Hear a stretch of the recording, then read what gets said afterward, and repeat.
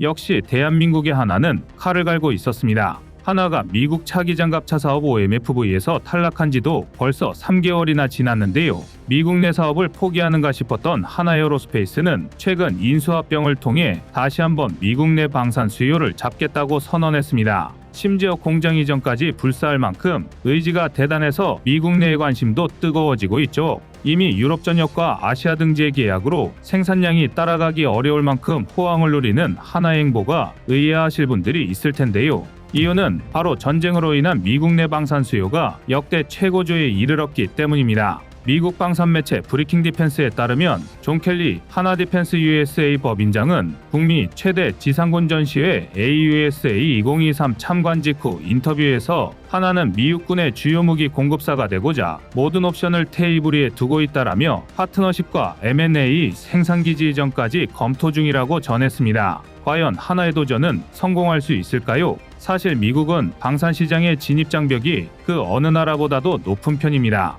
그동안 자국 방산 산업을 보호하려는 경향이 짙어서 자국 내 기업이 자국 내 생산하는 방식을 고집해왔는데요. 그러나 우크라이나 전쟁과 이스라엘 침공 이후 무기 수요가 늘며 상황이 달라졌습니다. 수요가 공급을 초과하다 못해 곡간이 바닥을 보였기 때문인데요. 때문에 미국은 자존심을 버리고 새 무기 공급처를 찾고 있었습니다. 내일 우크라이나 전쟁이 중단되더라도 재고를 더 쌓아야 한다라는 것이 미국 국방성의 방침이었습니다. 이에 맞춰 하나에어로스페이스는 미국 시장을 공략하고자 버지니아주 맥클린의 법인을 세워 미국 시장 공략에 나섰지만 역부족이었다는 것이 시장의 평가였습니다. 대표적인 예로 미국의 차세대 유무인 전투차량 교체 사업 수주 실패를 들 수 있는데요. 하나에어로스페이스는 미국 특수차량 전문기업인 오시코시 디펜스와 컨소시엄을 꾸려 OMFV 사업에 수주를 꾀했으나 중도 탈락했습니다. 제너럴 다이내믹스 랜드 시스템즈와 아메리칸 라인메탈 비이클스의 명성에 밀린 것이죠.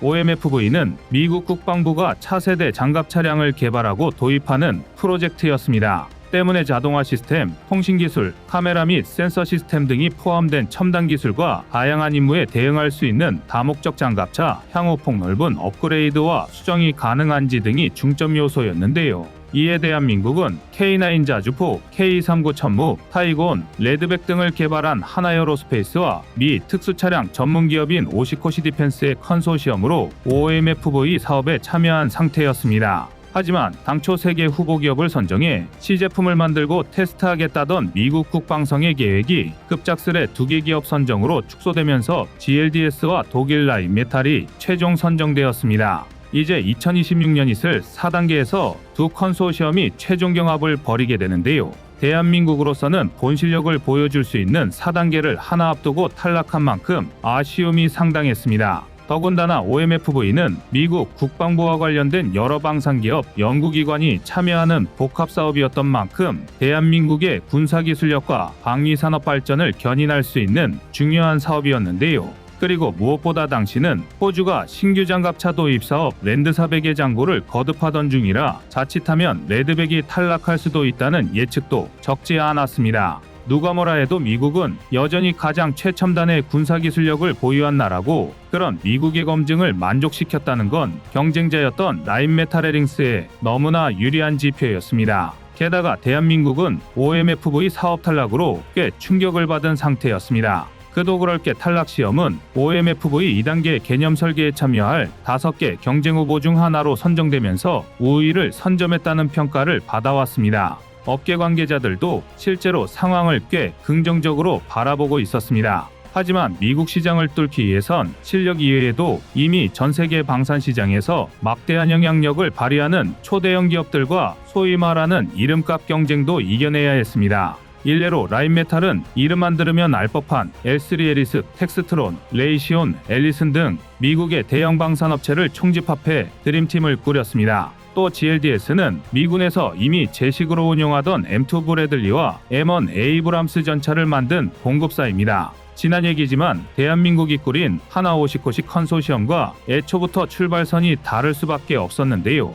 여기엔 하나가 유럽과 호주에서의 성공으로 인해 미국 방산의 벽을 너무 쉽게 보고 접근했다는 시각이 존재합니다. 얼마 전 호주는 미국제 M113 장갑차를 교체하기 위한 사업에 익숙했던 서구 체계를 버리고 대한민국의 레드백을 선택했는데요.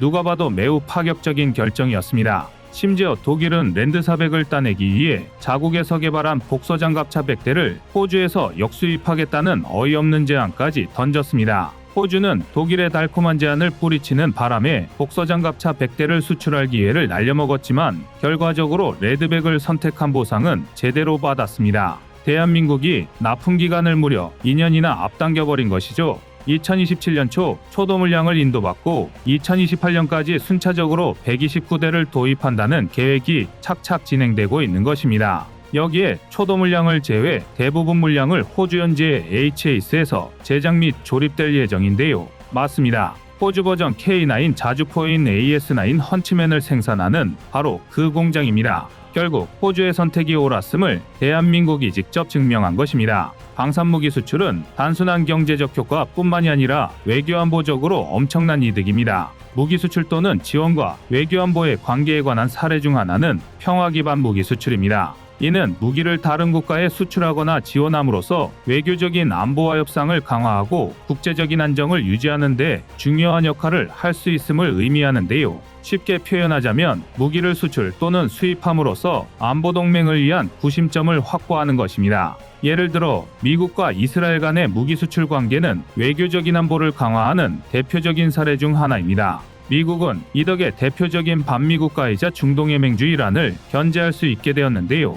무기 수출 또는 지원은 국제적인 관계에서 가장 직관적인 도구 중 하나입니다. 또 미국은 단품 판매에 그치지 않고 일종의 패키지로서 동맹국에 대한 안보 지원과 군사훈련도 제공합니다. 이를 통해 동맹국은 미국과의 협력을 강화하고 자체적인 군사 능력을 향상할 수 있는데요. 대한민국 방위산업이 지향하는 최종 목표라고 할 수 있습니다. 실제 대한민국의 전세계 방산시장 장악력은 현재 2.4%에 이릅니다. 얼핏 미약해 보일 수 있지만 대부분의 파일을 미국이 차지하고 있다는 걸 감안하면 분명 유의미한 효과를 보이기 시작한 수치입니다. 이를 보여주는 가장 대표적인 사례가 폴란드인데요. 폴란드는 우크라이나 전쟁을 계기로 자국 군대에서 사용하던 전차 400대 중 200대를 우크라이나에 지원해버렸습니다. 우크라이나와 국경이 맞닿은 국가로서의 안보 불안도 물론 있었겠지만 그 하나만으로는 전력 공백이 생길 만큼 막대한 물량을 지원했다는 걸 설명하기 어렵습니다. 오히려 이를 계기로 극약 처방을 놓는 한이 있더라도 마지막 남은 구소련 체계 혜택을 얻기 위함이었다고 볼 수 있는데요. 하지만 단기간에 대량의 무기를 지원하면서 폴란드 국방력에는 일시적 공백이 발생했고 모두 아시다시피 이 빈자리를 대한민국이 메우게 되었습니다. 대한민국은 폴란드에 3년 이내에 K2 옥표 180대를 인도하겠다고 공언했는데요. 이는 독일의 레오파르트2보다 무려 5배에 가까운 물량을 2분의 1의 가격에 안도하는 수준이었습니다. 독일의 경우 닫혔던 생산 라인부터 다시 만들어야 하는 상황이었지만 단 한 번도 전차 생산을 멈춘 적 없었던 대한민국은 이러한 작업이 따로 필요 없었기 때문에 가능한 일이었습니다. 상황은 미국도 크게 다르지 않았는데요. 당초 폴란드는 미국의 하이마스를 염두에 두었으나 원하는 일정을 충족할 수 없었고 결과적으로 K239 천무와 자체 개발하던 호마르를 결합한 호마르-K가 우선 도입되었습니다. 폴란드는 우선 호마르-K로 급한 불을 끄고 하이마스를 추후 도입할 예정이지만 아직은 말뿐인데요. FA-50 역시 국산 경공격기인 만큼 대당 가격이 500억 원으로 저렴하고 운용 유지비가 아주 저렴합니다. 그리고 무엇보다 K9 자주포의 경우 이미 지난 2022년 기준 전 세계 자주포 시장 점유율 50%를 달성하면서 사실상 대한민국 독점 체제를 구축하고 있습니다. 이제 튀르키예, 인도, 폴란드, 그리고 호주 등 155mm 자주포를 사용하는 대부분의 나라는 대한민국과 직간접적인 동맹관계에 놓였는데요. 이처럼 갖은 전쟁으로 세계 각국이 군비를 늘리는 상황에서 주요 방산 수출국이었던 미국과 유럽이 생산 능력에 제동이 걸렸고 그 반대급부로 대한민국 방위산업에 더 많은 기회가 찾아오고 있습니다. 모두가 장갑차를 재래식 무기로 분류했을 때 우크라이나 전쟁으로 경전차가 귀신같이 부활했고 오히려 그전과는 비교조차 할 수 없는 막대한 수요가 생기고 있습니다. 다시는 수주 실패를 반복하지 않겠다며 칼을 갈고 있는 대한민국. 아덱스 2023을 통해 새로운 30톤급 차륜형 장갑차를 공개해 기술력을 과시했습니다. 이번에 공개된 차륜형 장갑차는 방호력 증강에 초점을 맞추고 총탄은 물론 대전차 지뢰피탄에도 견딜 수 있도록 설계되었는데요. 뿐만 아니라 화생방 양압장치와 함께 자동 소화장치 등 생존성을 높일 수 있는 다양한 기능을 적용했습니다. 그러면서도 30톤이라는 무게감이 끼지 않을 만큼 빠른 시속 100km의 기동력까지 확보했죠. 추가로 하나에어로스페이스는 다목적 무인 차량 사업에도 관심을 보이는데요. 이미 미 국방부와 해외 비교 성능 사업 계약을 체결하고 오는 12월 미국 하와이 오아후 섬 해병대 훈련장에서 3주간의 아리온스 맷 성능 시험을 준비하고 있습니다. 비록 OMFV라는 첫 사배는 실패했지만 해당 사업은 시제품 평가만 4년이 소요되는 초장기 프로젝트인 만큼 언제든지 변수가 생길 수 있고 기회는 준비된 자에게만 찾아오는 법입니다. 국제무대의 장갑차 시장에 이제 막 발걸음을 내디딘 한국이 실패에 위축되거나 기죽지 말고 계속 새로운 도약을 준비하길 바랍니다. 이상 꺼리튜브의 두 번째 미션이었습니다.